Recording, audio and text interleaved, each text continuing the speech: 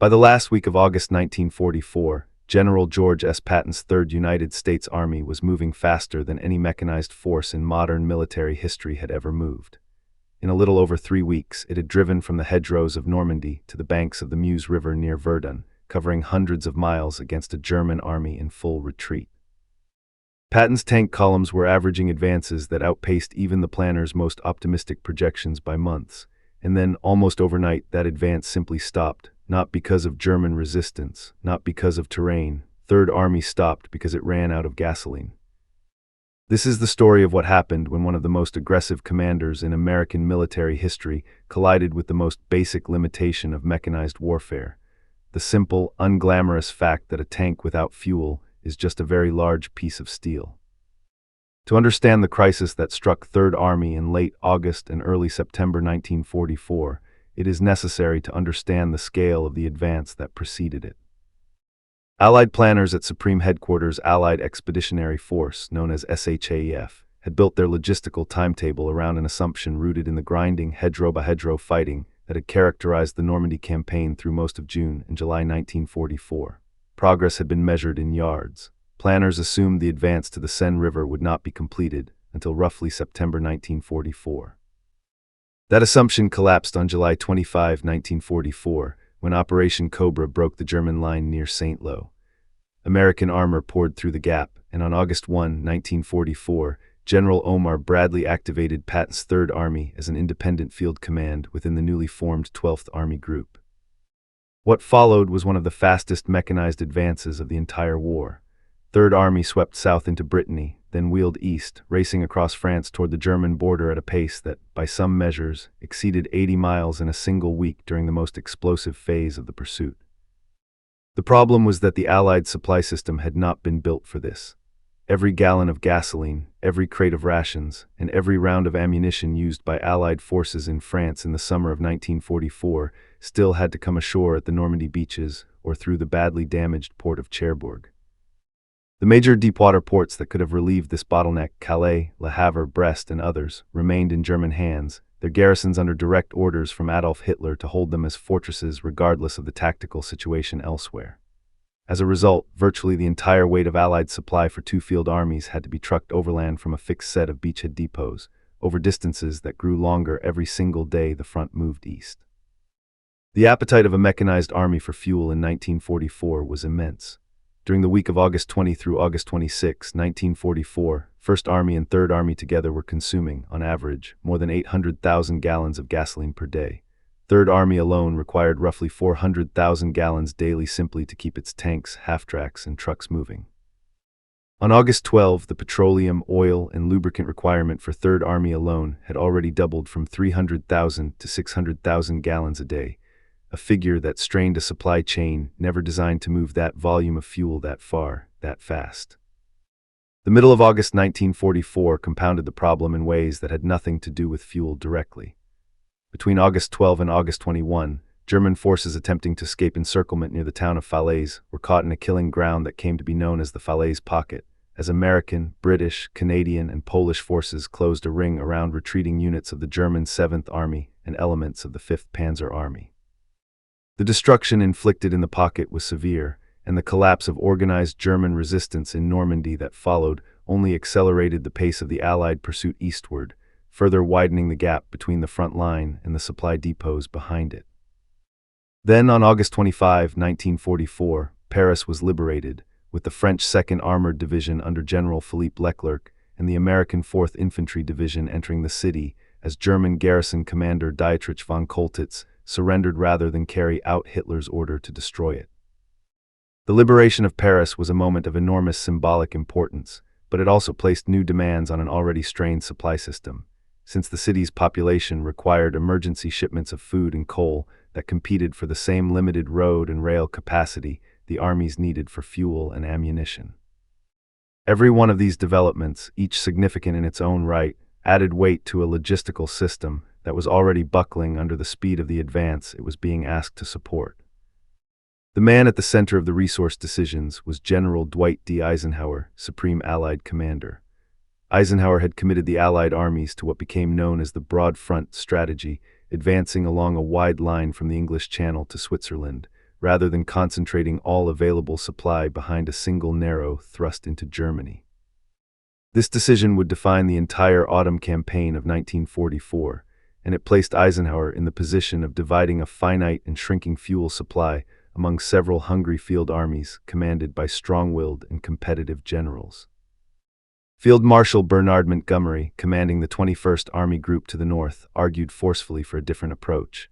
A single, concentrated thrust, his own, that would be given priority on fuel and supplies in order to drive deep into Germany, and he argued, end the war by Christmas 1944. Montgomery's proposal would eventually become Operation Market Garden, the airborne and armored offensive into the Netherlands launched on September 17, 1944, aimed at seizing a series of bridges culminating at Arnhem. Eisenhower's decision to allocate a significant share of the Allies' available fuel tonnage to Montgomery's northern thrust in the first half of September 1944 came directly at the expense of Patton's Third Army, which by that point had already advanced closer to the German border than any other Allied formation. Patton characteristically viewed this as not merely a logistical decision but a strategic betrayal, a chance to end the war quickly, he believed, being sacrificed to what he considered an overly cautious and politically motivated compromise between American and British commanders. Several real historical figures shaped the events of this crisis. General George S. Patton Jr., commanding Third Army, had built his reputation on speed and aggression, first in North Africa and Sicily, and now across France. His immediate superior, General Omar Bradley, commanded 12th Army Group and was responsible for balancing the competing demands of Patton's Third Army and General Courtney Hodges' First Army, both of which were consuming fuel at a punishing rate throughout August 1944. Patton had only recently returned to a position of full field command by the summer of 1944. Following a widely publicized incident in Sicily in 1943, in which he struck 2 hospitalized soldiers suffering from combat fatigue, Patton had spent months sidelined from a combat command, a period he regarded as deeply humiliating. His appointment to lead Third Army in the summer of 1944 was, for him, both a professional opportunity and a personal vindication, and it helps explain the almost singular intensity with which he pursued speed and territorial gains once his army became operational on August 1, 1944. That personal history is directly relevant to understanding his reaction to the fuel crisis a month later. For a commander who had fought to reclaim his standing through decisive battlefield success, an enforced halt dictated by fuel allocation rather than enemy resistance was, in his own view, an intolerable interruption of momentum he had worked to rebuild. Behind the frontline commanders stood the logisticians whose job it was to actually move the fuel. Major General John C. H. Lee ran the Communications Zone, SHAF's rear area supply organization, and became a frequent target of Patton's frustration. It was Lee's organization that was responsible for allocating the finite tonnage of fuel arriving through the beachhead in Cherbourg among the competing armies. On the ground, it was Brigadier General Urt G. Planck and a group of Allied transportation officers who, in a marathon planning session lasting roughly 36 hours in the final days of August 1944, conceived the emergency measure that would come to be known as the Red Ball Express. Planck is remembered for a line that captured the spirit of the effort. He declared that a lack of supplies should never be the reason Patton was stopped when the Germans themselves could not stop him. Before the Red Ball Express was created, the existing Allied transportation system attempted to keep pace with the advance using standard truck companies operating on an ad hoc basis without dedicated routes or priority status. This approach failed rapidly. As the front moved farther from the beachhead depots, the round-trip distance for supply trucks grew from roughly 100 miles to well over 300 miles, and eventually to distances approaching 400 miles to reach Third Army's forward elements. Standard transport methods, competing for the same congested roads as combat units, artillery, and retreating civilian traffic, simply could not move enough tonnage across that distance to keep 2 field armies supplied. Rail transport, which in a mature logistical system would normally have carried the bulk of this tonnage, was largely unusable. Allied tactical air power had spent the months before D-Day systematically destroying the French rail network specifically to prevent German reinforcement of Normandy. That same destruction now worked against the Allies themselves, since the rail lines needed to resupply the advancing armies had been reduced to broken bridges and cratered track beds. Repair crews worked as quickly as possible, but rail capacity could not be restored fast enough to relieve the crisis in August and September 1944. The result, by the last days of August, was a hard collision between the speed of Patton's advance and the physical limits of overland fuel delivery. On August 31, 1944, Third Army's daily fuel allotment collapsed from roughly 400,000 gallons to just 31,000 gallons, a fraction of what was needed simply to maintain existing operations, let alone continue the advance. Patton's response to the fuel crisis unfolded on two separate tracks, and both are well documented. The first track was official and diplomatic, insofar as anything involving Patton could be called diplomatic. He appealed directly and repeatedly to Bradley and to Eisenhower, arguing that a concentrated push by Third Army, properly supplied, could break through to the German border and possibly across the Rhine before German defenses had time to solidify. In a now well-documented exchange with Eisenhower on September 2, 1944, Patton pressed his case for fuel with a line that has since become one of the most quoted statements of the European campaign. He told Eisenhower that his men could eat their belts, but his tanks had to have gas. The line captured, in Patton's own words, his belief that supply priorities were being set backward, that mobility, not caution, was what would win the war fastest. The second track was informal, aggressive, and in places explicitly against regulations. According to accounts from historians including Antony Beevor, Patton's staff attempted to appropriate fuel resources intended for other units. Patton personally worked to build loyalty among the truck drivers moving supplies through the region, at times handing out Third Army shoulder patches to drivers from other commands as a gesture of goodwill and unit pride, an informal but deliberate attempt to bend the loyalty of the men physically controlling the fuel convoys toward his own army's needs. Third Army logistics officers were also documented diverting trucks and fuel dumps that had been designated for neighboring commands, redirecting supplies intended for First Army into Third Army depots. This provoked, in the words of historians who have examined the episode, a mixture of exasperation and grudging admiration among Patton's fellow generals, who recognized both the audacity and the effectiveness of what he was doing. None of this, however, could manufacture gasoline that did not exist within the theater's supply pipeline. Even Patton's improvisation had a ceiling, and by early September that ceiling had been reached. The emergency measure that emerged from the planning sessions of late August 1944 was the Red Ball Express, formally initiated on August 25, 1944. It was named after an old American railroad term. A red ball shipment was one marked for absolute priority, allowed to pass ahead of all other rail traffic. The Red Ball Express applied that same principle to truck convoys, establishing two dedicated one-way highway routes, a northern route for supply-laden trucks heading toward the front, and a southern route for empty trucks and returning convoys, which often carried German prisoners of war on the way back. At its peak, the operation used more than 6,000 trucks organized into roughly 140 individual truck companies. A substantial majority of the drivers, by most documented estimates between 70 and 75%, were African American soldiers serving in segregated transportation units, a fact that has become a defining part of the Red Ball Express's historical legacy. Drivers operated under grueling conditions. Convoys moved around the clock, often at night without headlights to avoid detection by German aircraft, using only small cat's eye blackout lights to see the vehicle ahead. Daytime speeds on the priority routes were capped at roughly 25 miles per hour to reduce accidents and mechanical breakdowns, though drivers were under constant pressure to move faster. Individual accounts from Red Ball drivers, recorded decades later in newspaper and museum interviews, described conditions that pushed both men and machines to their limits. James Rookard, who served as a Red Ball Express driver, later recalled that convoys were forced to move slowly at night specifically because of the blackout lighting restrictions, making every mile of the route a test of concentration in near-total darkness. Drivers frequently operated on little sleep, taking turns at the wheel to keep trucks moving continuously rather than stopping for extended rest, since every hour a truck sat idle was an hour of fuel not reaching the front. Mechanical breakdowns were common given the pace and load the trucks were subjected to, and repair crews stationed along the route worked to return vehicles to service as quickly as possible rather than let them sit. The physical toll on the drivers, largely uncelebrated at the time, would not receive full public recognition for decades, even as the operation itself was already being described by contemporary officers as one of the decisive logistical achievements of the campaign. The Red Ball Express delivered results that, while enormous, still fell short of what the advancing armies actually needed.